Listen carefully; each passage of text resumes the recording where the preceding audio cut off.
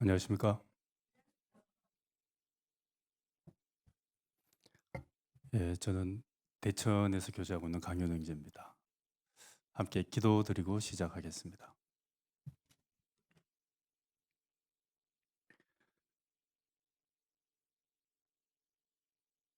우리를 사랑하시는 거룩하신 주님 감사합니다.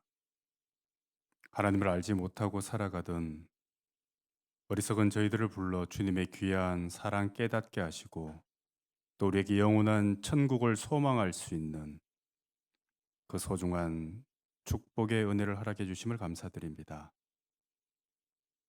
이제 우리의 남은 생에 주님의 몸된 교회와 함께하며 복음 아래 살게 하시고 또 교회를 통해 전해지는 하나님의 말씀을 힘입어서 올바른 그리스도인으로서의 삶이 무엇인지를 매 순간 배워갈 수 있도록 저희들의 걸음을 인도해 주셨습니다. 주일을 맞아서 또 이렇게 말씀 앞으로 불러 모아 주셨습니다. 하나님께서 허락하신 시간이기에 합당한 은혜로 채워 주시고 또 이것 천안 동부 지역에 허락하신 주님의 귀한 복음이 더 힘있게 이 지역에 전파되고 또 그 일을 위해 우리 목사님과 온 성도들이 마음을 모아 함께 기도하며 나아가는 귀한 교회가 될 수 있도록 도와주시기 바랍니다. 오늘 이 자리에 또 여러 육신의 사정으로 함께하지 못한 믿음의 식구들이 있습니까? 그들 어디에 있든지 그 자리에서도 주님을 잊지 않는 삶이 될 수 있도록 도와주시기 바랍니다. 허락하신 이 한 시간 모든 것 주님 손에 맡기고 의지합니다. 우리를 사랑하시는 예수 그리스도 이름으로 기도드렸습니다. 아멘. 성경 찾겠습니다. 요한복음 17장 21절 22절입니다.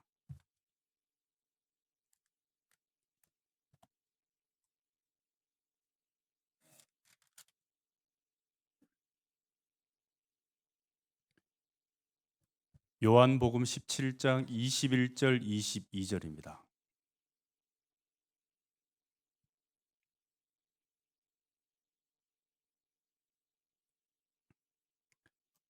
함께 읽도록 하겠습니다.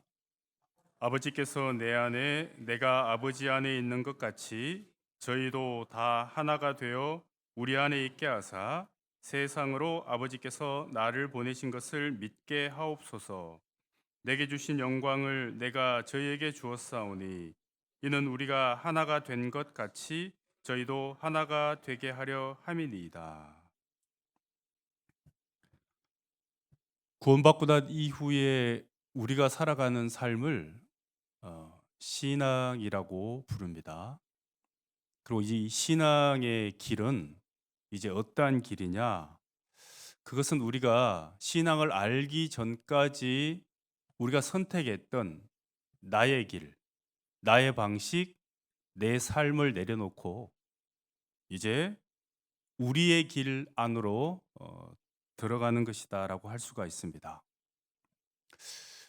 어, 그 유명한 그 팝송 중에 마이웨이라고 하는 노래 아시죠? 프랭크 시나트라가 불렀던 그 마이웨이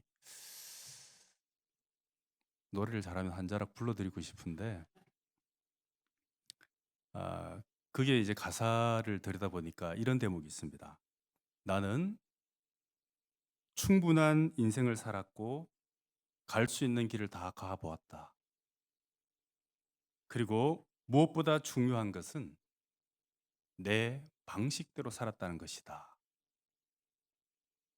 우리가 그 마이웨이 노래 부르면서 자기 어떤 삶이나 인생을 돌아보면서 많은 분들이 실제 그 노래에 이렇게 감격해 하는데요. 근데 놀라운 부분은 내 방식대로 살았다라고 하는 것에 대한 찬가가 되는 거예요. 내 방식대로 열심히 최선을 다해 살았다라고 하는 거예요. 자, 과연 내 방식대로 열심히 최선을 다해 살아가는 것이 그리스도인에게는 어떻게 적용되느냐라고 하는 문제입니다. 그리스도인도 여전히 구원받고 난 이후에 자기 방식, 자기 스타일대로 살아가는 것이 맞느냐? 그렇지 않다라고 합니다. 이제 우리는 우리가 스스로 선택하며 살아왔던 각자의 길을 내려놓고 우리에게 허락된 새로운 길을 살아가는 사람들입니다.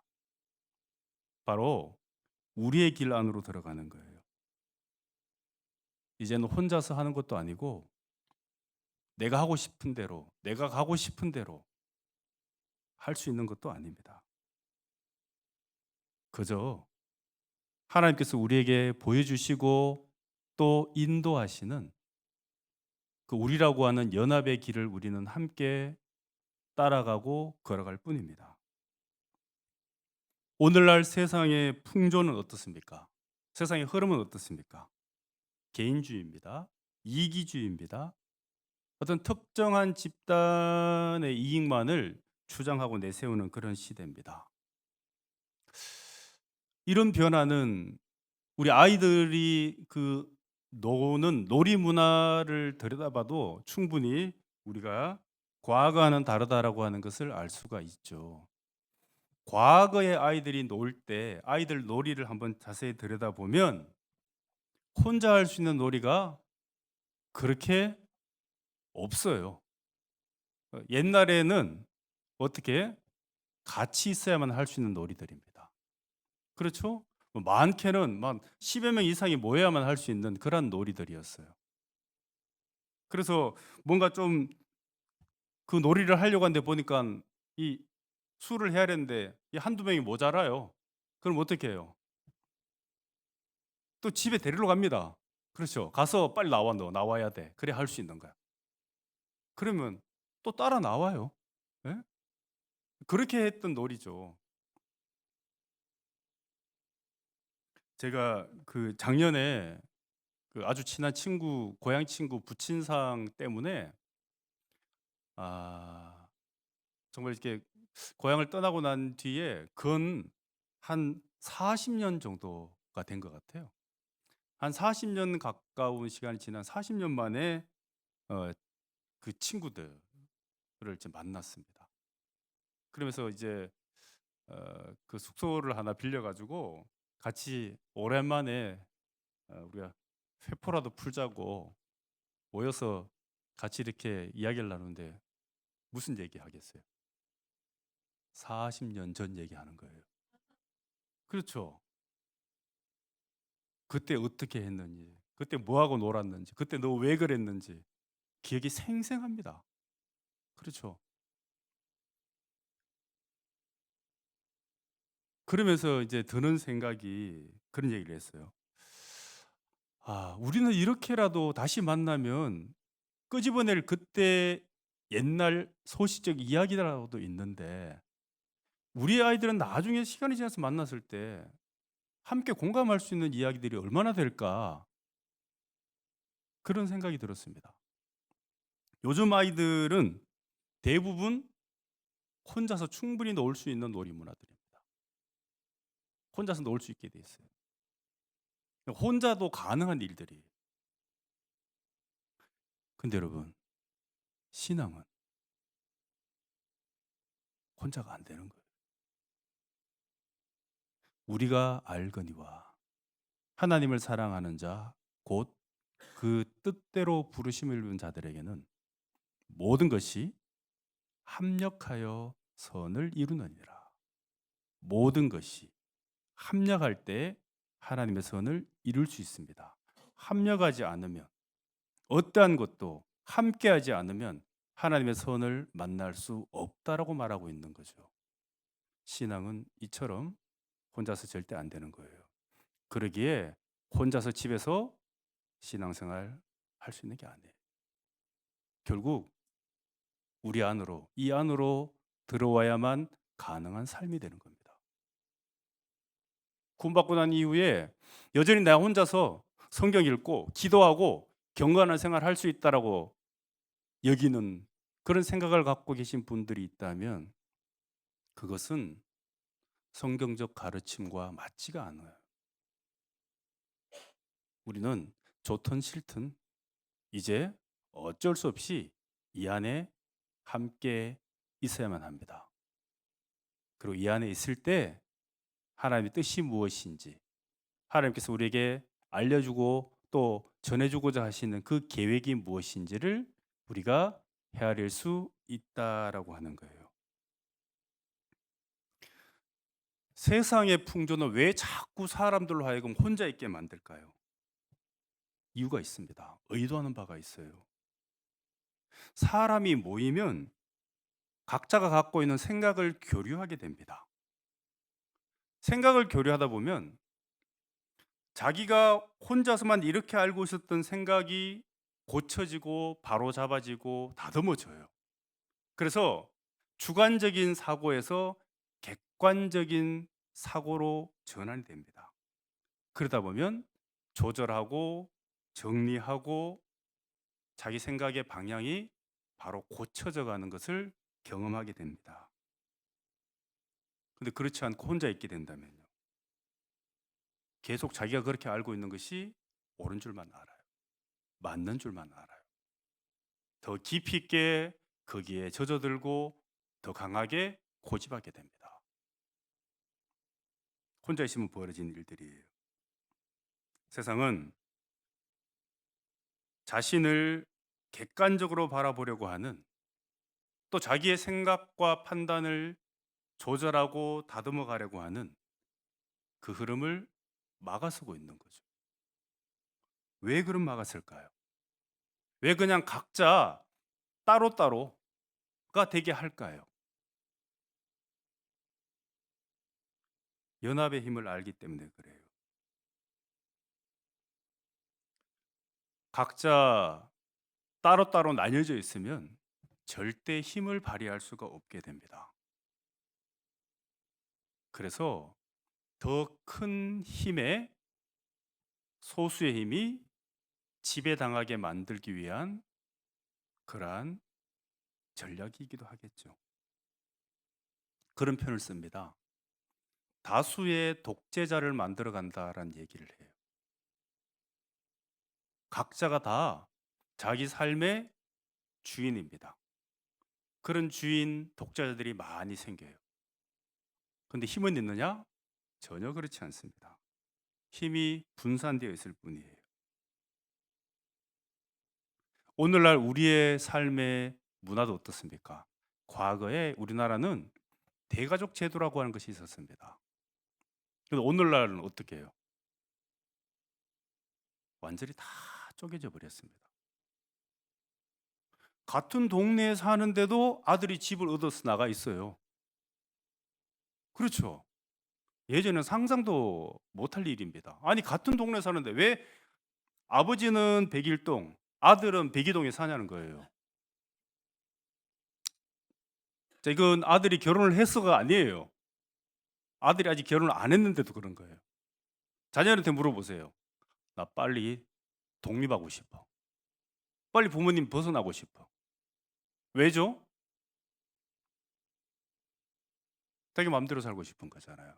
부모의 통제, 부모의 간섭을 받고 싶지 않아 하는 거죠. 여러분 시온 의정서라고 들어보셨습니까? 지금부터 한 100여 년 전 유대인들이 이 세상을 어떻게 자기들 생각대로 지배할 것이냐에 대한 나름대로의 결의를 가졌다고 하죠. 그리고 그 결의 내용을 24개 의정으로 구분해 가지고 앞으로 세상을 이렇게 만들어 갈 것이다라고 하는 그런 다짐에 대한 비밀 문서였습니다. 근데 그 비밀 문서가 밝혀지기는 했죠. 처음에 그들은 자기들이 만든 것이 아니다라고 부정했지만 지금은 인정하고 있죠. 근데 그 시온 의정서 제 이 10의정에 보면 어떤 내용이 있냐면 가족 제도의 파괴라고 하는 주제가 있습니다. 그게 어떤 글을 담고 있느냐 이렇게 되어 있습니다. 우리는 세상에 다수의 독재를 만들기 위해서 사람들로 하여금 개인주의적인 사상에 물들게 하고 비유대인의 가족 제도를 파괴시키며 가정교육의 중요성을 없애버린다. 비유대인들의 가족 제도를 파괴시키고 가정교육의 중요성을 없애버린다. 그렇게 해서 개인주의 사상에 물들게 한다. 100년 전에 세웠던 그들의 목표입니다. 어때요?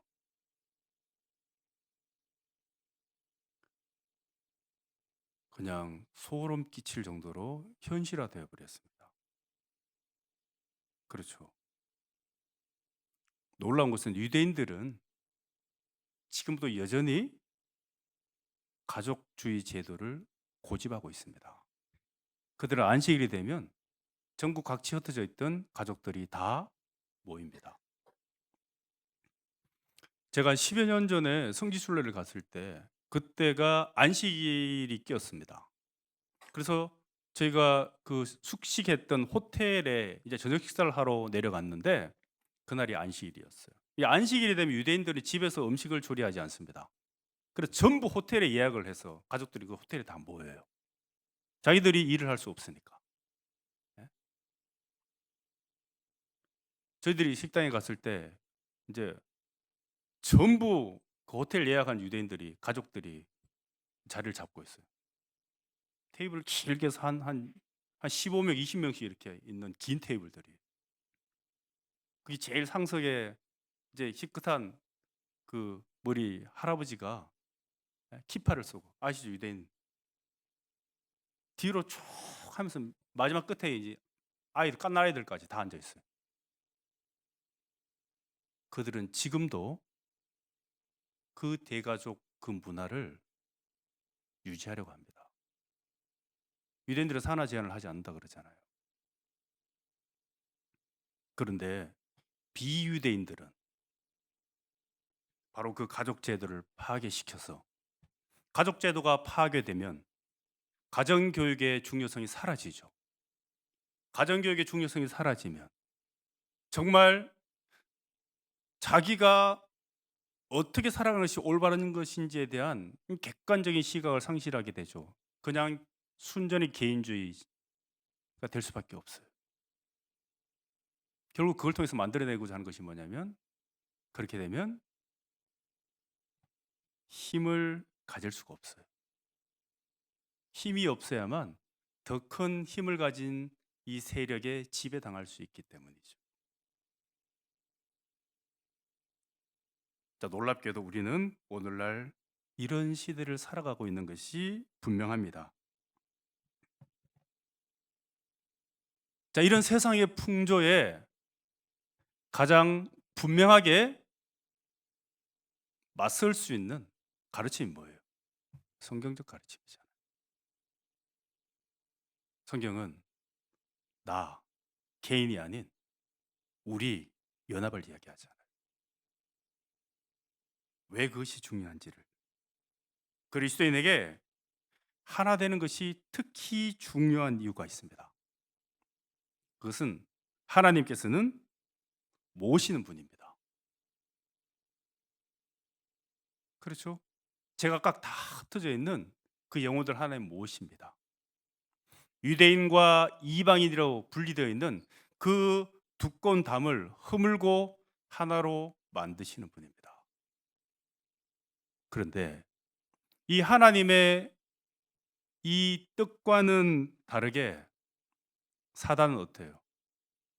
사단은 흩어버리는 자입니다. 사단은 쪼개버리는 자예요.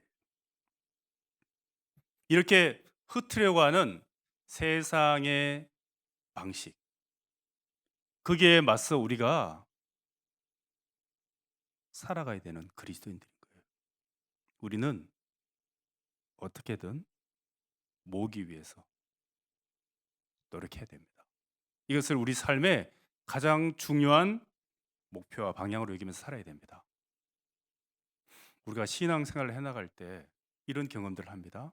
내 신앙에 문제가 생기면 문제가 찾아올 때가 있습니다.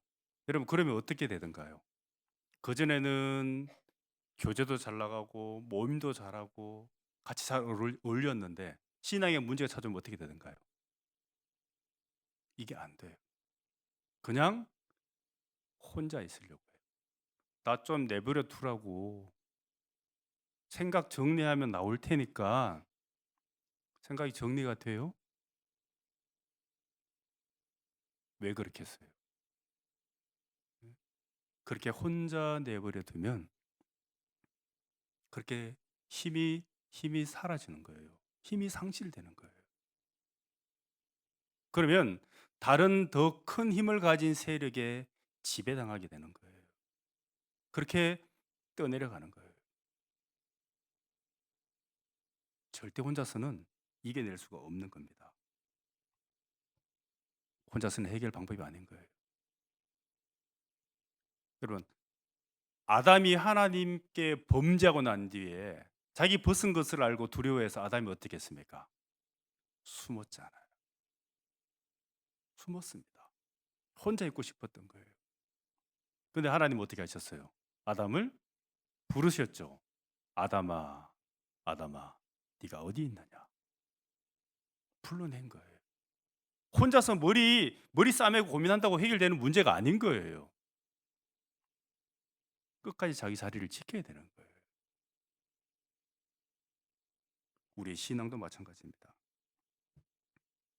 이것처럼 신앙이라고 하는 것은 여전히 나를 사로잡고 있는 나의 생각, 나의 기준, 나의 방식, 이것을 조금씩 내려놓으면서 우리라고 하는 우리의 삶의 방식을 배워가는 길입니다. 그렇게 점점점 우리의 익숙해져 가는 거예요. 같이 하고 함께 하고 하나가 되고 우리가 되고 이것에 익숙해져 가는 삶입니다. 우리가 오늘날 신앙의 위기 얘기를 합니다. 우리 오늘날 신앙의 위기의 가장 근본적인 이유는 바로 우리라고 하는 개념의 상실에서부터 비롯되는 거예요. 지금 기성세대는 좀 덜합니다. 근데 우리 자녀들 한번 봐보세요. 뭐 같이 하는 거 잘 못해요. 같이 하자고 해도 잘 함께 하기가 어려워요. 혼자 하는 건 잘합니다. 시간이 지났을 때 우리의 자녀들이 이 기성세대의 신앙을 물려받으면 어떤 일이 벌어지겠습니까?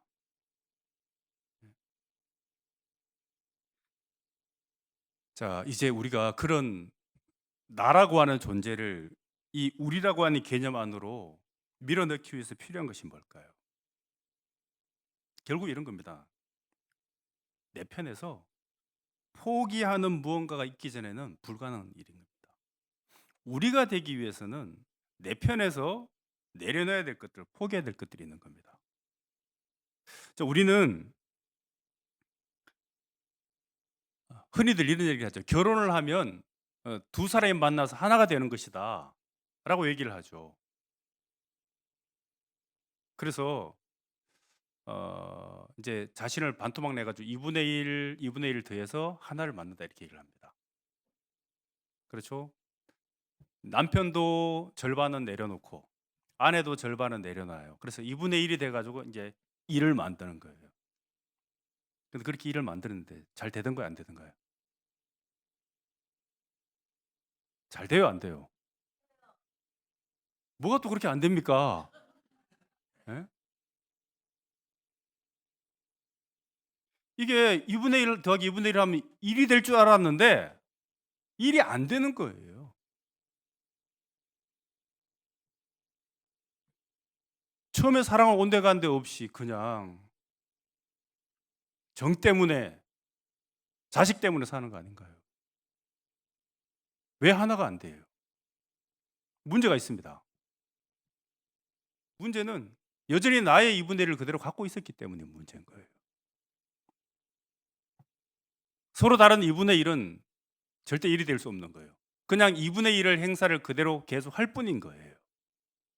그러니 결국 하나가 되지 않는 겁니다. 자, 우리가 신앙생활 할 때도 그런 생각을 합니다. 아, 나의 절반을 이제 우리를 위해서 내가 내려놔야 되겠다. 그렇게 하면 우리가 되고 하나가 되던가요? 그렇지 않습니다.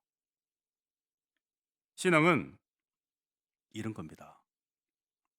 나의 전부를 내려놓고 전혀 새로운 것들을 받아들이는 시간입니다. 물리적인 결합이 아니라 전혀 다른 화학적인 결합이에요.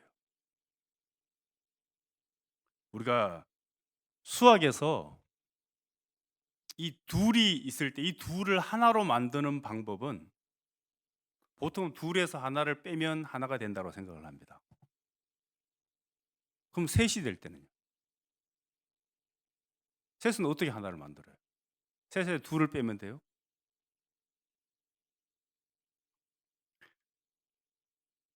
수학에서 어떤 형태로든 하나를 만들 수 있는 정답은 무엇이냐면 자기 자신의 수를 자기 자신의 수로 나누는 거예요.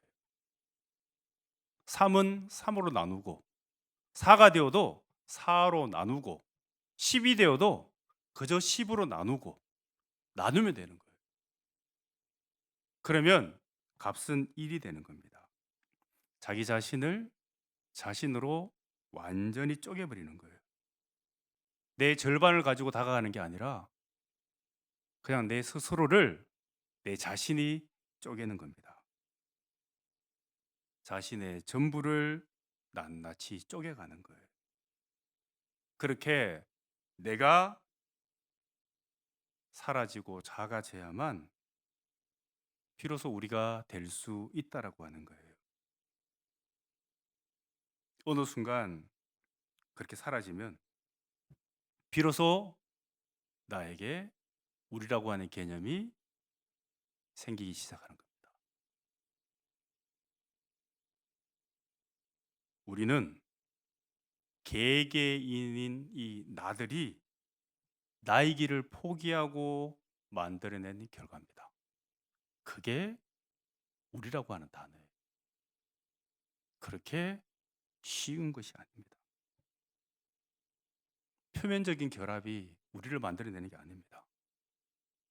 근본적인 그 내면적인 완전한 체질의 변화, 개선이 비로소 우리라고 하는 것을 만들어내는 거예요. 우리 같이 합시다. 우리 함께 합시다. 우리가 됩시다. 무성한 구호들, 외침들이 있습니다. 하지만 과연 정말 우리가 그 안에서 우리라고 하는 것을 경험해 본 적이 있을까요? 자, 우리말에는 단수형과 복수형이 있습니다. 그렇죠? 자, 너라고 하는 한 사람을 지칭하는 표현이에요. 너. 근데 상대가 한 사람이 아니라 여러 사람이 있어요. 그럼 뭐라고 그래요? 너라고 안 하고 너희들 이렇게 얘기하죠. 그 한 사람 지칭합니다. 근데 그가 많아요. 그럼 뭐라고 그래요? 그들 이것입니다. 이것이 많아요. 그럼 뭐라고 그래요? 이것들.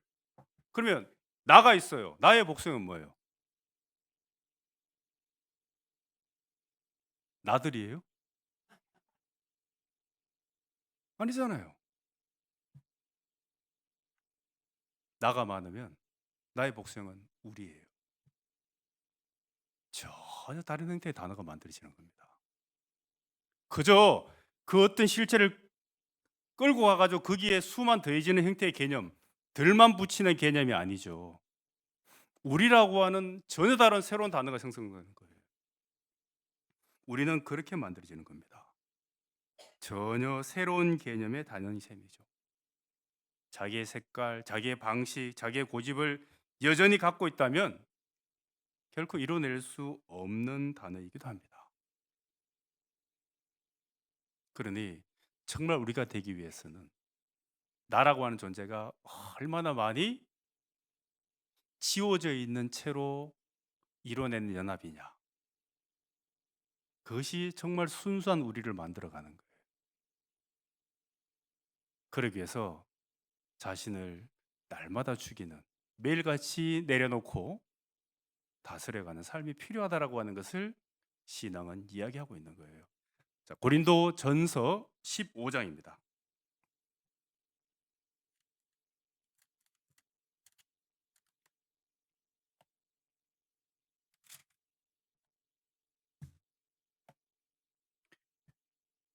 고린도서 15장 31절입니다.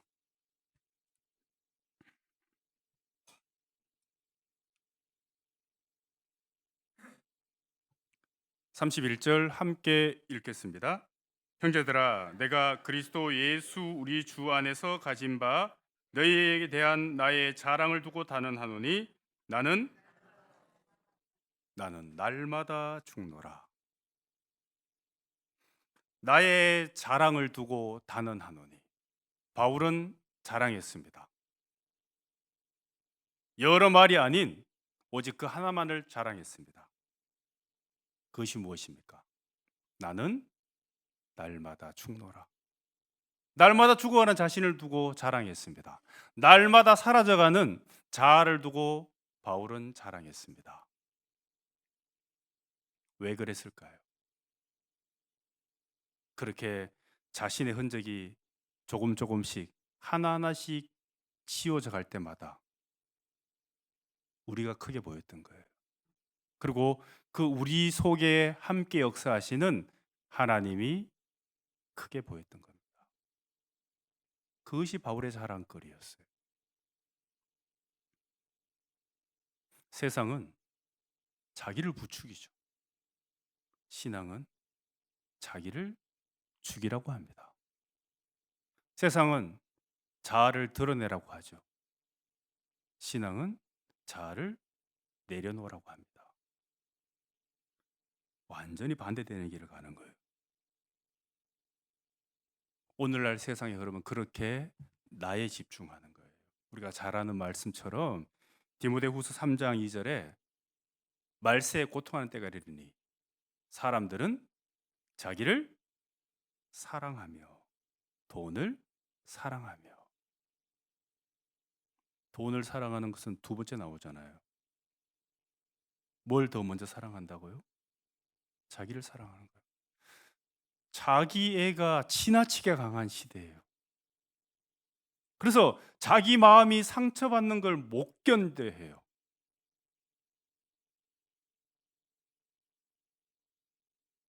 지나친 자기애가 만들어내는 폐단입니다.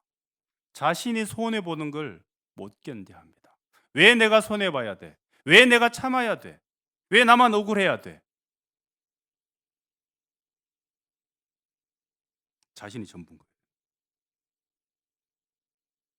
우리 인류 역사 속에 어느 시대보다 가장 자기애가 강한 시대, 바로 그 시대에 살고 있는 것이 틀림없습니다. 자기가 커져가니까 상대적으로 뭐는 작아져요? 우리는 작아지기 마련입니다. 그래도 과거에는요, 우리가 나를 우리에 맞추면서 살려고 했어요. 나는 조금 희생되더라도 우리라고 하는 가족을 위해서 그 희생을 마다하지 않았던 우리 부모님 세대들이 있었습니다. 그렇죠? 어려운 가정 살림에 그래도 동생은 공부시키겠다고 형, 누나들은 배우지도 못한 채 어린 나이에 바로 공장에서 돈을 벌어다가 동생 공부를 시키기도 했었어요. 그게 가능했던 이 시절이 있었습니다. 근데 지금 애들 앉혀놓고 야, 너 누나가 동생 위해서 너 좀 희생해. 하겠어요? 왜 오빠랑 나랑 다르게 주냐고 따지고나 들죠. 왜 차별하냐고. 자기 것에 대한 희생을 모르는 시대입니다. 그러니 매스컴이나 언론이나 온갖 매체들이 이렇게 부추기죠. 나에게 집중하라고. 예? 성경에는 너희는 이 세대를 본받지 말고 오직 마음을 새롭게 함으로 변화를 받아 하나님의 선하시고 기뻐하시고 온전하신 뜻이 무엇인지 분별하도록 하라. 너희는 이 세대를 본받아라, 본받지 말라. 이 세대는 어떻게 가고 있어요? 내가 중요하는 시대잖아요. 근데 우리 신앙 안에서는 어떻던가요? 신앙생활 오래 하니까 내가 중요하지 않다라고 하는 걸 점점점 깨달아 가던가요? 아니면 그 반대이던가요? 말씀의 영향력이 나에게 큽니까? 세상의 풍조의 영향력이 나에게 큽니까? 도대체 우리는 어디에 더 큰 영향을 받는 사람들입니까? 무엇에 더 큰 영향을 받는 사람들입니까? 우리가 우리 스스로를 그리스도인이라고 불러도 괜찮은 것이 맞을까요? 세상은 우리를 그렇게 불러줄까요? 여러분, 성경에 그리스도인이라고 하는 이 표현이 가장 처음으로 등장한 것은 사도행전 11장입니다. 바울과 바나바가 안디옥에 있을 때 이 두 사람은 예수 그리스도를 위해 자기 목숨을 내놓기로 결의한 사람들이었습니다. 그 모습을 보고 안디옥에 있던 주변의 이방인들이 저 바울과 바나바는 예수 그리스도에 미친 사람들이야. 예수 그리스도를 위해서 자기 목을 내놓은 사람들이야. 저 사람들은 자기는 없고 오로지 예수만이 존재하는 사람들이야. 라는 뜻에서 불러준 이름이 그리스도인이라고 하는 거예요. 그렇게 붙여진 이름입니다.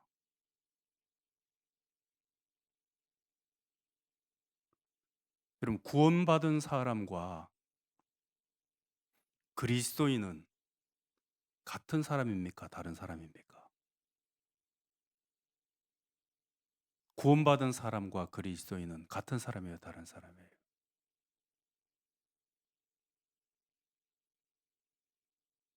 더 정확하게 말하면 같은 사람이 아니라 같아야만 하는 사람입니다.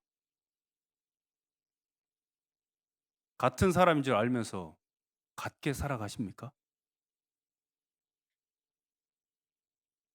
정말 내 구원은 확신하지만 내 삶이 그리스도인의 합당한 삶인지에 대한 확신은 있으십니까? 우리 자신을 돌아보게 만드는 대목입니다. 성경 어디에도 자기를 두드러지게 드러내는 가르침은 없습니다. 성경은 도리어 자기 자신을 살려두라고 말하지 않아요. 그런 나 때문에 우리는 완전히 망칠 뻔한 삶을 살았던 사람들이었습니다.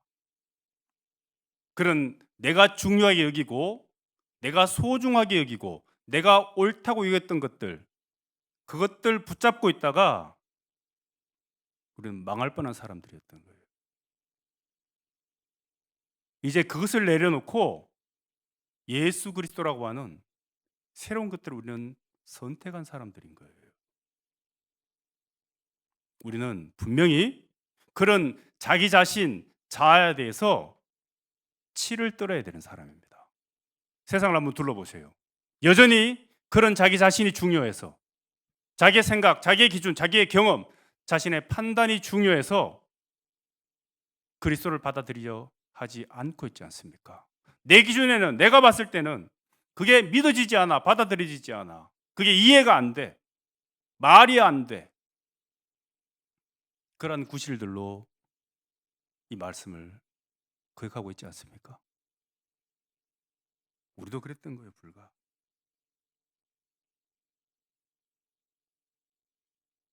세상에 왜 자꾸 그토록 자신을 강조하느냐? 왜 자기를 강조하게 하느냐? 그래야만 우리의 신앙을 무너뜨릴 수 있기 때문에 그런 거예요. 어쩌면 우리도 그렇게 세상의 풍조에 우리의 자리를 빼앗기고 내어줘서 우리의 신앙도 허물어질 수 있다라고 하는 사실을 우리는 알아야 합니다. 우리는 경각심을 가져야 돼요.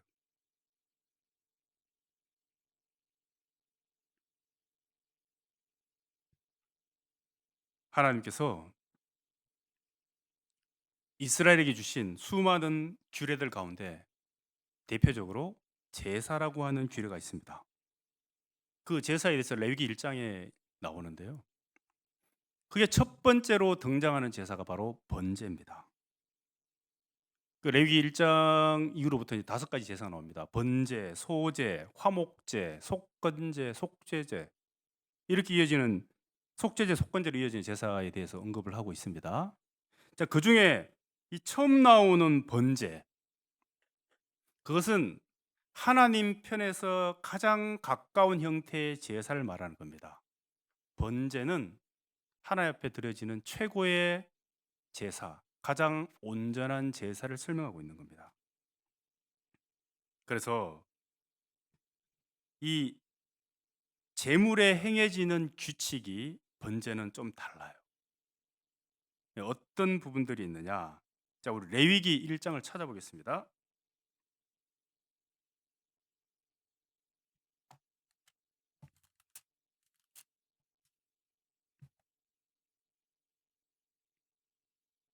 1장 6절입니다.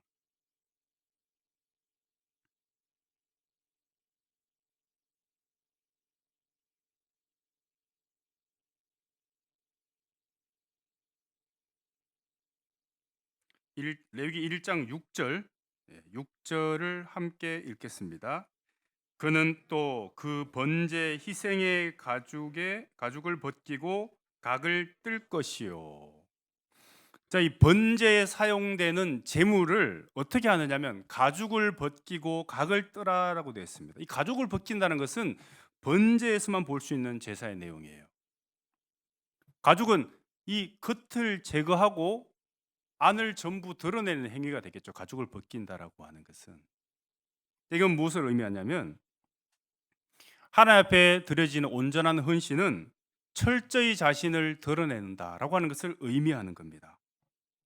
감추는 것이 있어서는 안 된다라고 하는 것을 설명하고 있죠. 왜냐하면 감추는 만큼 하나님에게서 멀어지기 때문에 그래요. 그리고 가죽을 벗기고 각을 뜬다. 이 가죽을 벗긴다라고 하는 이 말씀에 대해서 이 예레미야 4장 4절에 보면 너희 마음 가죽을 베고 나 여호와께 속하라라고 하는 말씀이 있습니다. 너희 마음 가죽을 베고, 가죽은 겉에만 있는 게 아니에요. 그렇죠? 밖으로 보여지는 가죽만이 다가 아니라 우리 마음에도 가죽이 있다라고 하는 거예요.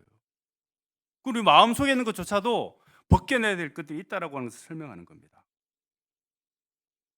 우리 시편 119편 70절에 보면 저희 마음은 살쪄 지방 같으나,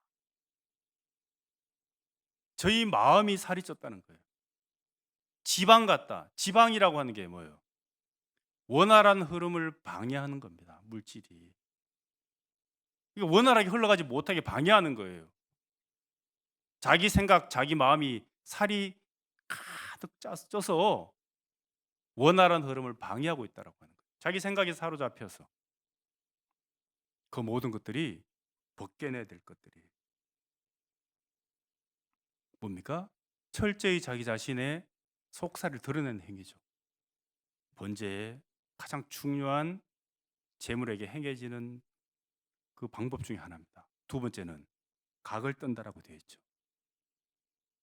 각을 뜬다는 것은 조각조각 잘라낸다라고 하는 그런 의미를 갖고 있습니다. 왜 번제에 사용되는 재물을 가죽을 벗기고 각을 뜨듯 조각조각 잘라낼까요?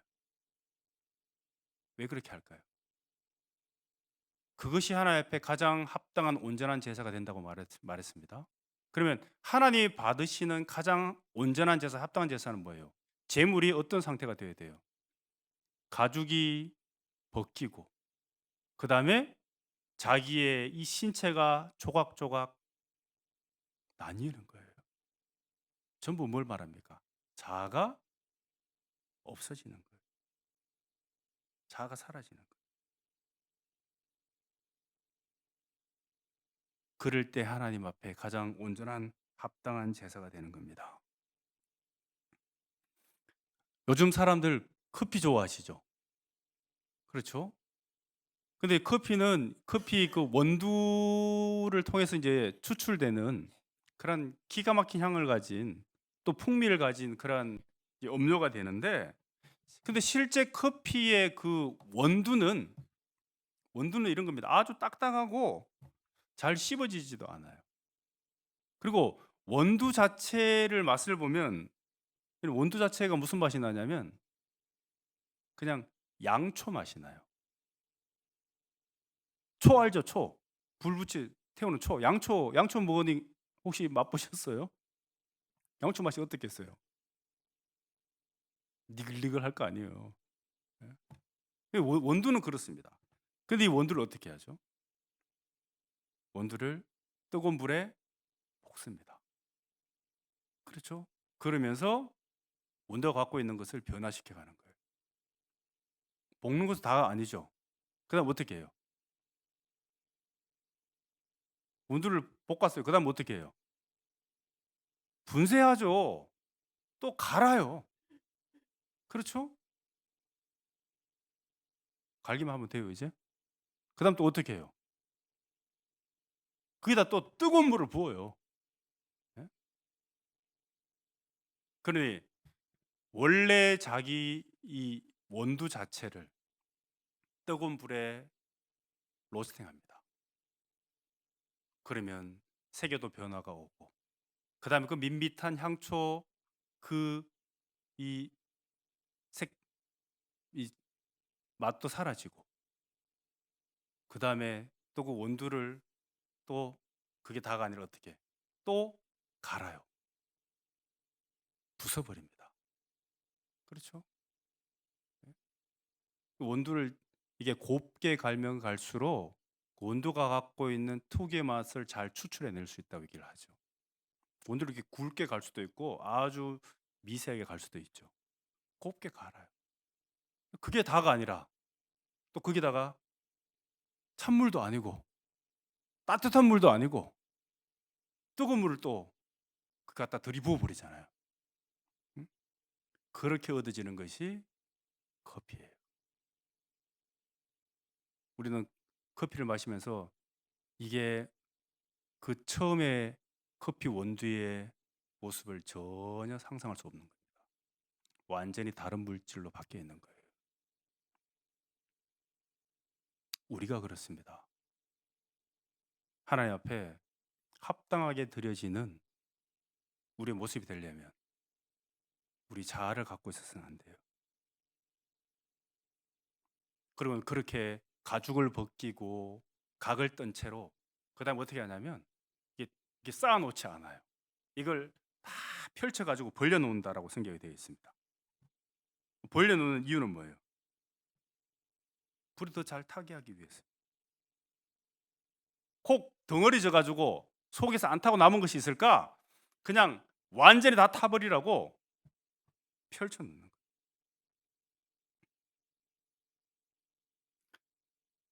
자기의 것을 고집하고 움켜쥐고 있으면 타지 않은 것들이 생길 수 있습니다. 태워지지 않는 것들이 있을 수가 있어요. 우리는 하나님 앞에 다 그렇게 펼쳐 놓아야 되는 거예요. 타다가 멈춰버리면 어떤 일이 벌어져요? 그 안에 갖고 있던 남은 것이 또 다른 불씨가 되기도 하죠. 우리의 자아를 완전히 태워버려야 되는데 타다가 조금 남았어요. 덜 타고 남았어요. 그럼 어떻게 되던가요? 그것이 또 스물스물 올라와요. 내가 이제 마음을 어느 정도 다스렸을 거라고 생각을 했어요. 충분히 여러 경험도 하고 인내심도 키우고 또 참을성도 많이 늘었어요. 이제는 웬만한 일은 다 참을 수 있을 거라 생각했는데, 근데 또 어떤 일이 닥치면 그 참고 참았던 것이 폭발해 가지고 그런 말 하잖아요. 이게 조용조용한 사람, 별로 말수가 없는 사람, 착하디 착해 보이는 사람이 화나면 더 감당이 안 된다는 말이 있잖아요. 예. 완전히 태워 없애지 않으면 언젠가는 그것은 또 다른 불씨가 됩니다. 우리가 이 번제 제사를 드릴 때 그 이제 가죽과 그다음에 각을 떴죠. 그걸 펼쳐 놨어요. 그럼 그 제물에 있었던 나머지 이 내장이나 이런 것들은 어떻게 될까요? 우리 성경 레위기 1장 9절 보시겠습니다. 1장 9절입니다. 제가 읽겠습니다. 그 내장과 정갱이를 물로 씻을 것이요 제사장은 그 전부를 단 위에 불살라 번제를 삼을지니 이는 화제라 여호와께 향기로운 냄새니라. 자, 이 말씀을 자세히 보면 이제 그 이 제물의 내장과 정갱이는 뭐라고 되어 있냐면 물로 씻으라고 되어 있습니다. 물로 씻고 난 그 다음에 단위에서 전부 불살라라고 되어 있죠. 자, 우리 한번 생각해 보세요. 내장과 정갱이는 어차피 불살라질 거잖아요. 어차피 불태울 거지 않습니까? 근데 왜 불태우기 전에 씻으라고 했을까요? 어차피 태워질 건데 왜 씻으라고 했을까요? 이유가 있죠. 깨끗하지 않은 것을 불살하면 이물질이 발생하거나 고약한 냄새가 나죠. 그렇죠. 그러니 자기 자신을 내어줄 때 실제 우리 안에 아직까지 정리되지 않은 그런 불순물이 남아 있을 수 있습니다. 우리가 하나님을 향해서 헌신을 한다고 하지만 다른 여러 불순한 의도나 불만을 여전히 갖고 있을 수가 있는 거예요. 그런 것들은 겉으로는 희생과 헌신 같아 보이죠. 근데 그것이 행해질 때 어떤 일이 벌어집니까? 고약한 향취를 해요. 헌신한다고 하지만 이게 문제가 돼. 이게 교회를 위한 것, 우리를 위한 게 아니라 도리어 교회에 우리의 문제를 주기도 합니다. 왜 그렇게 했어요? 내장과 정갱이를 씻지 않은 채로 벌어진 일이기 때문에 그렇습니다. 우리가 깨끗할 때 온전한 헌신이 될 수 있는 겁니다. 깨끗하지 않으면 온전한 헌신이 되지 않는 것을 설명하고 있는 거예요. 자, 번제는 이처럼 하나님께서 가장 최고로 여기는 제사입니다. 왜 그렇죠? 그게 온전한 헌신이라고 하는 것이 들어있기 때문에 그렇습니다. 그 온전한 헌신이 되기 위해서 어떤 일이 있었는지를 설명하고 있지 않습니까? 철저히 하나님 앞에 드려지기 이전에 자기는 없어지는 거예요. 어떤 형태로든 전부 지워내는 겁니다. 그걸 하나님께서 가장 기쁘게 여기시는 제사라고 말씀하셨습니다. 우리는 어떻게 해야 될까요? 아니, 우리는 지금 어떻게 하고 있습니까?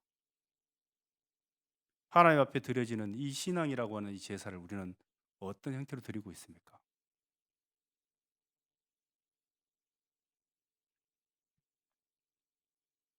하나님은 우리가 하나 되는 것을 가장 기뻐하십니다. 가장 원하고 계십니다. 근데 우리는 체질적으로 하나가 될 수 없는 자아들이었습니다. 그런 우리를 하나님께서 이곳에 불러주셨습니다. 함께 세워주셨습니다. 그리고 그 어려운 하나 되는 길을 우리에게 말씀하고 계십니다. 우리로 하여금 그 길을 꼭 함께 가줄 것을 당부하고 계십니다.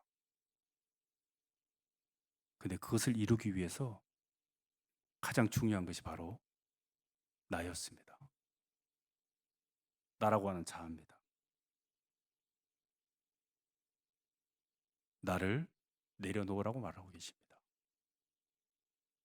나를 지우라고 말하고 계십니다. 나를 없애가라고 말씀하고 계십니다. 그럼 우리가 내려놓고 지우고 없애야 될 것이 이 나라고 하는 것이 도대체 무엇이냐? 그것은 나의 생각 기준들이겠죠. 또 내가 그토록 소중하게 여기고 있는 나의 경험들이겠죠. 생각을 없앤다라고 하는 말은 이런 겁니다. 그러면 아무 생각 없이 살아라는 얘기냐? 그게 아닙니다. 나의 생각을 내려놓으라는 말은 생각을 말라는 뜻이 아니라 그 생각을 고집하지 말라는 뜻이에요. 생각은 할 수 있죠. 하지만 내 생각대로 돼야 된다라고 하는 것은 그 생각을 고집하는 행위예요. 우리는 우리 생각을 고집하고 관철시키려고 하는 그 자아를 내려놔야 합니다. 그리고 경험을 내려놓는다는 말은 그 경험을 무시하라는 얘기가 아닙니다. 경험은 아주 우리에게 소중한 자산임이 틀림없습니다. 그런데 그 경험이 전부인 양 여기지 말란 뜻이에요. 내가 경험해 봤는데 내가 해보니까 그렇더라. 오로지 그게 하나에만 사로잡혀 있는 분들이 계십니다. 근데 그 경험이 전부는 아니잖아요. 내가 모든 걸 경험한 사람도 아니잖아요. 그 경험은 좋은 거울이 될 수는 있습니다. 근데 그 경험이 전부인 양 그걸 고집하게 되면 문제가 생기는 거예요. 우리가 지금껏 내가 세상을 바라다 보는 기준점을 어디에 두고 살았느냐? 그건 자기 자신에게 두고 살았습니다. 나라고 하는 기준을 가지고 세상을 바라보면서 살아왔던 거예요. 그렇게 살아왔던 우리가 이제 이 교회 안에서 우리라고 하는 새로운 안경을 쓰고 살아가게 되는 겁니다. 새로운 걸 바라다 보게 되는 거예요. 사람들은 전부 자기에게 유리하게 모든 일을 바라다 보고 해석하게 되어 있죠. 우리가 아전인수라고 하는 말이 있잖아요. 누구나 자기에게 유리하게 상황을 보는 거예요. 그렇게 해석하는 겁니다. 예? 세상에 꽃을 안 좋아하는 사람들도 있죠. 근데 누구나 좋아하는 꽃이 있다고 얘기를 하잖아요. 그 꽃 이름이 뭔지 아세요? 예? 사랑꽃? 아, 사랑꽃이라고 있어요? 누구나 마다하지 않고 좋아하는 꽃이 있는데 그 꽃 이름이 자기 합리화라고 하는 꽃이랍니다. 이걸 누가 싫어하겠어요? 자기한테 유리하게 얘기를 하는데. 우리가 그런 자신만의 생각, 사고로 모든 걸 바라다 보게 되면 참 큰 이 오해를 하기도 하고 문제를 야기시키기도 하죠. 실제 이 저희 교회에 이 어떤 자매님이 모임 속에서 들려주신 간증이었어요. 그 이제 초등학교 2학년 이제 딸아이가 있는데 둘째 딸아이입니다. 딸아이가 있는데 이 딸아이가 이제 최근에 어디에 이게 생각이 꽂혀 있냐면 그 아파트 앞에 있는 편의점에서 뽑기 있죠. 뽑기에 애가 이제 빠져 있는 거예요. 그러니까 막 틈만 나면 돈만 생기면 가서 그 편의점에서 뽑기를 하려고 하는 거예요. 그래서 한 번은 이 딸아이한테 심부름을 시킨 거예요. 아빠가 콜라를 드시고 싶어 하니까 너가 편의점 가서 콜라를 좀 사와야 되겠다. 그래서 콜라 심부름 시켰어요. 자, 이 딸아이가 어디에 꽂혀 있다고요? 딸아이 지금 편의점으로 향합니다. 뭐 사러 가야죠 지금? 콜라 사러 가죠. 심부름을 보냈어요. 자, 엄마는 딸아이가 지금 어디에 꽂혀 있는지를 뻔히 알고 있고 딸아이 손에는 돈이 들려져 있고 자기가 해야 될 일은 콜라를 사오는 일인데 콜라를 사라고 보낸 지가 한참이 지났는데 딸아이가 안 오고 있어요.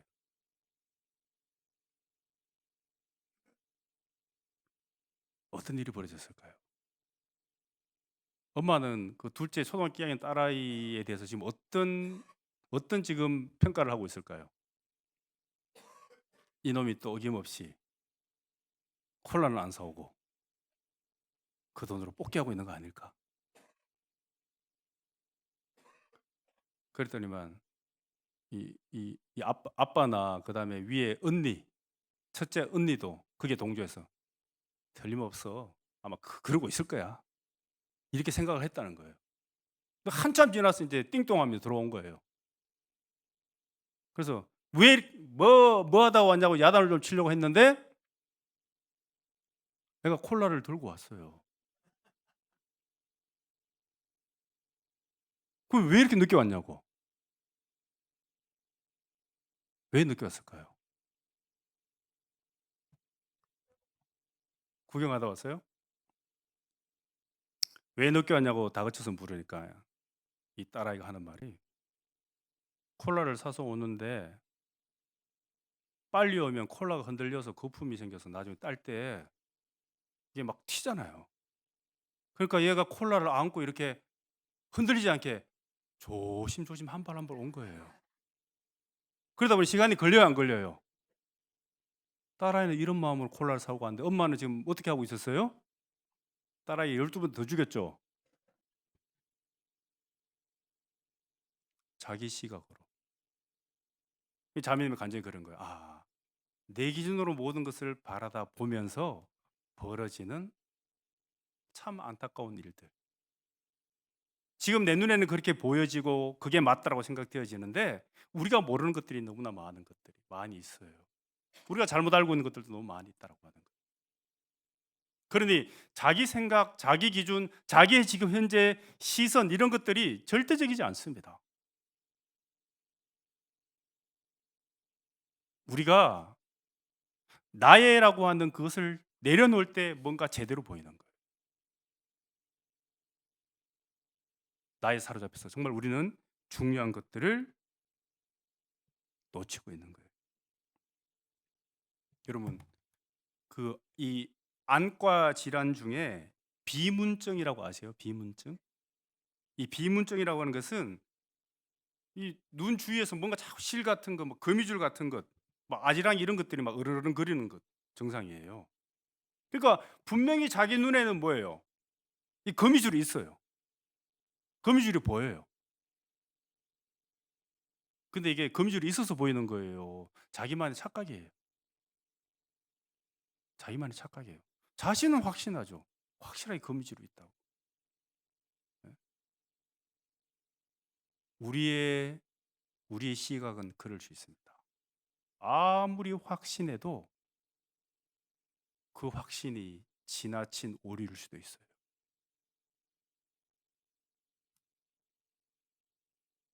우리가 어떻게 하나님의 생각을 다 헤아릴 수 있겠습니까? 우리가 어떻게 하나님이 이끌어 가시는 이 땅의 역사를 다 이해할 수 있겠습니까? 여러분, 천안에서 서울을 가려면 올라가요, 내려가요? 올라가죠. 그러면 분명히 항상 올라가야 됩니다. 북쪽으로. 근데 고속도로를 가다 보면 좌측으로도 가고요. 우측으로 갑니다. 때로는 잠깐 남쪽으로도 내려가기도 합니다. 그럼 분명히 올라간다라고 하는 생각을 갖고 있는데 왜 좌측으로 가죠? 그럼 그때 우리 뭐라 그래요? 왜 올라가 있는데 왜 왼쪽으로 가냐고요? 라고 따지고 들 거 아니에요. 아니 왜 오른쪽으로 가냐고요? 올라가야 맞죠. 왜 뒤로 가냐고요? 따지고 듭니다. 단편적인 우리의 생각인 거예요. 그렇게 가더라도 올라가고 있는 거잖아요. 하나님이 교회를 이끌어간 역사도 그렇습니다. 때로는 옆으로 가는 것 같아 보이기도 하고 때로는 뒤로 주춤하는 것 같아 보이기도 합니다. 하지만 이 교회는 하나님께서 이끌어 가시는 거예요. 성경에 사람이 미련함으로 자기 길을 굽게 하고 마음으로 여호와를 원망한다. 우리의 미련함으로 우리가 스스로 우리 길을 굽게 만드는 겁니다. 그리고는 그 탓을 하나님께 돌리는 겁니다. 자, 시편 39편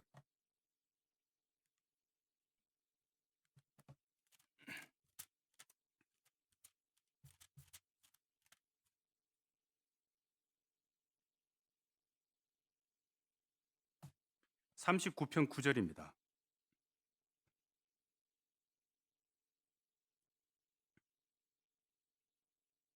9절 함께 읽겠습니다. 내가 잠잠하고 입을 열지 아니하옴은 주께서 이를 행하신 연고니이다. 내가 잠잠하고 입을 열지 않는 이유는 주께서 이를 행하신 연고니이다. 하나님께서 그렇게 하신 거기 때문에 우리가 침묵할 수 있습니다. 하나님께서 하신 일이라고 하는 걸 알기 때문에. 근데 하나님이 행하셨다라고 하는 확신이 없으면 우리는 입을 열게 됩니다. 자기 주장을 내세우게 됩니다. 본인의 판단이 옳다라고 소리내게 됩니다. 하지만 이 또한 하나님이 행하신 일이다라고 하는 확신을 가진 사람은 자기 입술의 문을 지키게 돼요. 내가 아닌 우리를 바라다 보게 되는 거예요.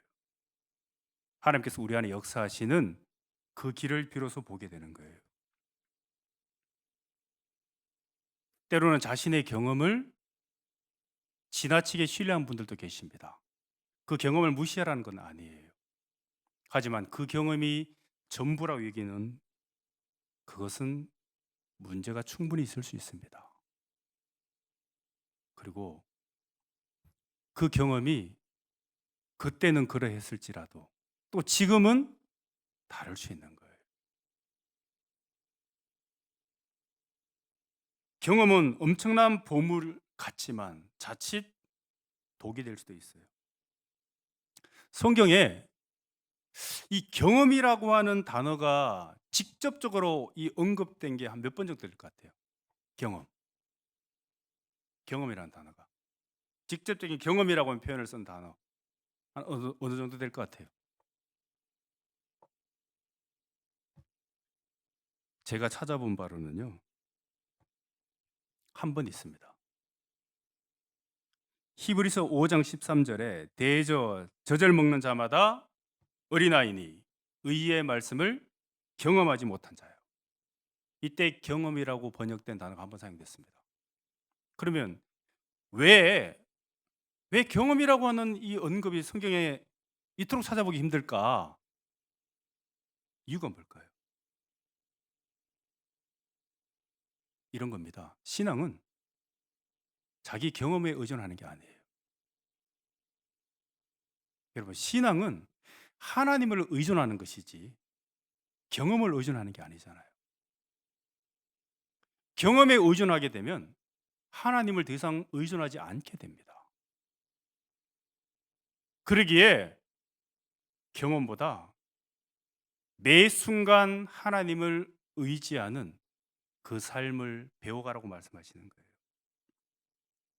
신앙은 경험이 아니라 어쩌면 끝없는 배움의 연속이라고 할 수 있습니다. 경험에 의존하는 사람은 모든 상황을 자신이 한 그 경험에 비추어서 판단하게 돼요. 하지만 배움에 의존하는 사람은 모든 상황을 새로운 배움의 대상으로 바라다 보게 됩니다. 내가 배워야 될 사람이니까, 내가 여전히 배워야 될 것이 많은 사람이다 보니까 자기 주장이 나타날 수 있겠어요, 없겠어요? 없습니다. 배우려고 하는 사람은 겸손할 수밖에 없습니다. 배우지 않는 사람에게 나타나는 것이 교만입니다. 주장입니다. 배우는 사람은 주장할 수 없다라고 하는 걸 알아요.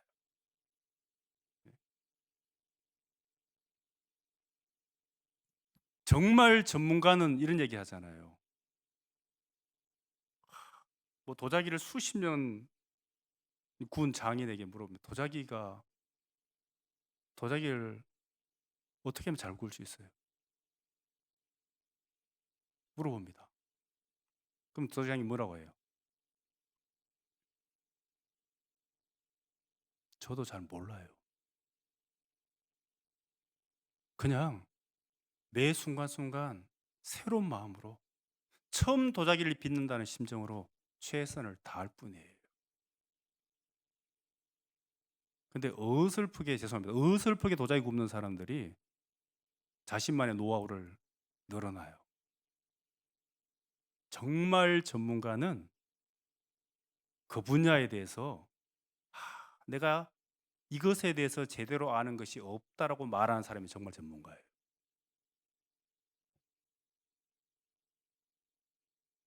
서울 간 사람하고 안 간 사람하고 싸우면 누가 이긴다고 그래요? 네? 왜 그렇게 했어요?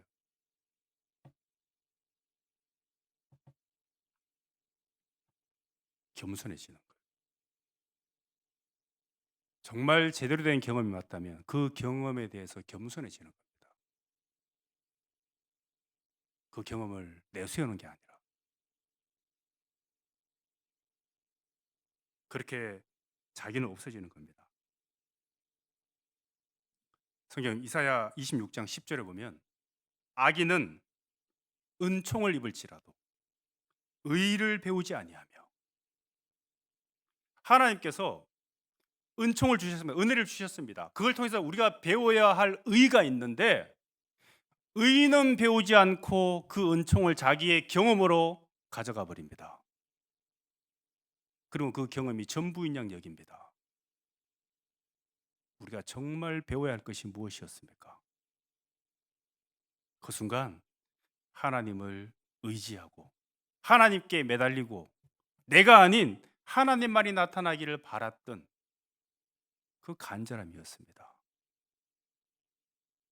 그게 우리의 경험이지 뭐가 경험입니까?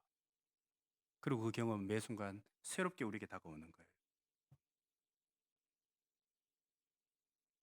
그렇게 나라고 하는 자아가 하나하나 지워져 갈 때 비로소 내 안에 예수 그리스도가 완성되어져 가는 겁니다.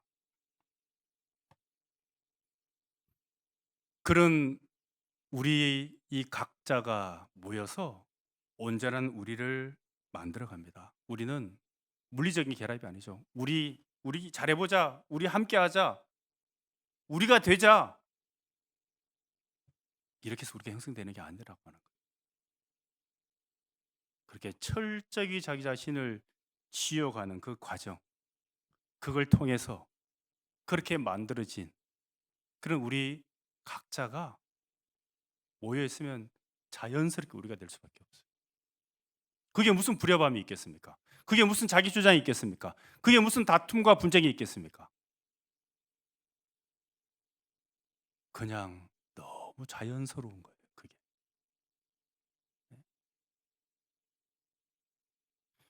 이 진정한 우리 안에 들어오려면 내가 나이기를 포기할 줄 알아야 돼. 내려놓을 줄 알아야 됩니다. 바울은 그렇게 자기 자신을 날마다 죽였습니다. 바울은 나는 날마다 변화노라라고 하지 않았습니다. 변화 가지고는 안 되는 거예요. 나는 날마다 죽노라고 말한 거예요. 그렇게 내 몸에 예수 그리스도의 흔적이 하나하나 새겨지기 시작한 겁니다. 세상의 풍조는 그렇게 자아를 외치죠. 신앙은 우리를 외칩니다. 자아는 사라지고 우리가 높아지는 거예요. 구원받은 우리 각자가 그렇게 우리가 되어져 갈 때 여전히 나에 사로잡혀 살아가는 세상 사람들도 우리 안으로 들어오게 됩니다. 먼저 우리가 하나가 되어 본 적이 없는데, 우리가 제대로 되어 본 적이 없는데, 세상에 무슨 부름이 있어서 이 안으로 들어오려고 하겠습니까? 오늘날 세상 교회를 향해서 구원받지 않은 사람들이 던지는 메시지가 뭡니까? 너희들 같이 살면 차라리 하나님 안 믿는 게 낫겠다. 그런 말들 공공연하게 듣지 않습니까? 무슨 본이 돼요? 차라리 그럴 바에는 세상에서 살겠다. 세상에 더 정직하고 더 의롭고 더 신뢰할 만한 사람들이 많다고 얘기하지 않습니까? 구원은 받았다고 하면서 여전히 어떠한 변화도 우리 안에서 나타나지 않아요. 세상이 그런 우리를 보고 무슨 부러움을 느끼겠습니까? 어디 이 안으로 들어오고 싶어 하겠습니까? 오늘날은 말로만 해서 움직이지는 시대가 아니에요. 우리의 변화된 삶이 동반되지 않은 말에는 힘이 없기 마련입니다. 우리가 함께 한 목소리를 낼 수 있어야 돼요. 그래야 힘이 발생합니다. 힘은 큰 소리에 있는 게 아니에요. 몇몇 사람들이 큰 소리 외친다고 힘이 발생하는 거 아닙니다. 그건 시끄러울 뿐이에요. 힘이라고 하는 것은 함께 내는 소리, 함께 할 때 세상을 울리는 함성이 되는 거예요.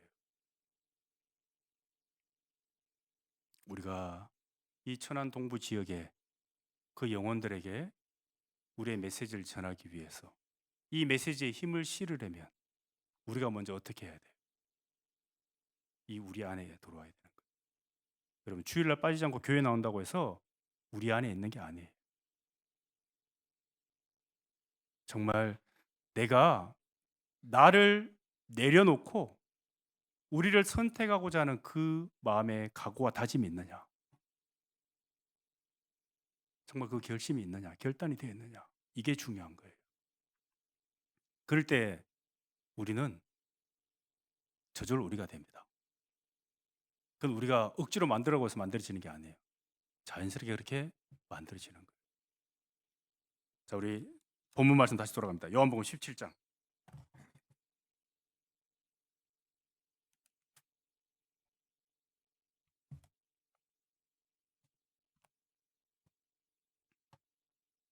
21절입니다.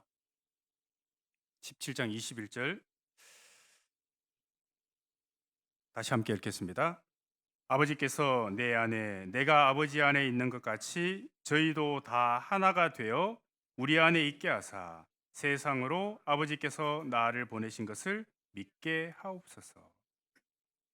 우리가 이렇게 각자인 우리 개개인이 이렇게 우리 안으로 들어와서 하나가 될 때 세상도 바로 그 하나이신 하나님을 믿게 됩니다. 하나님은 하나라고 외치면서 교회 다니는 사람들은 제각각인 거예요. 세상이 어떻게 하나님을 한 분으로 믿겠습니까? 그러니 세상에 수많은 신들이 생겨나죠. 제각각의 신들이 생겨나는 거예요. 하나님은 한 분이십니다. 그러면 그 하나님을 믿는 그들 또한 하나여야 돼요. 그것이 맞는 소리죠. 우리가 하나님을 제대로 전하려면 우리가 하나가 되어야 되는 거예요. 그러려면 내가 아닌 우리를 위해 살아야 되는 거예요. 우리가 중요한 겁니다. 함께 기도하고 마치겠습니다. 우리를 사랑하시는 주님 감사합니다. 저희를 구원해 주시고 또 이 땅의 남은 생애를 통해서 주님의 뜻을 이루기를 원하십니다. 우리의 하나됨을 통해 아직까지 주님의 사랑을 깨닫지 못하고 있는 세상 영혼들에게 이 진리가 올바르게 증거되기를 원하십니다.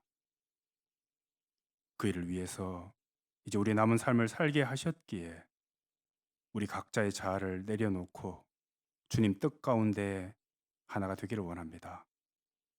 우리의 생각이나 우리의 경험이나 우리의 판단, 기준을 오로지 주님께 맡깁니다. 하나님만이 홀로 행하시고 우리로 하여금 그 하나님의 뜻을 더 크게 여기며 바라볼 수 있는 신앙의 눈을 띄워 주시기를 바랍니다. 이 천안 동부교회가 더 주님 뜻을 따라서 서로 연합하고 또 하나가 됨으로 인해 하나님의 이 복음의 함성이 더 크게 전해질 수 있도록 역사해 주시기 바랍니다. 허락하신 이 시간 감사를 드리며 우리를 사랑하시는 예수 그리스도의 이름으로 기도드렸습니다. 아멘.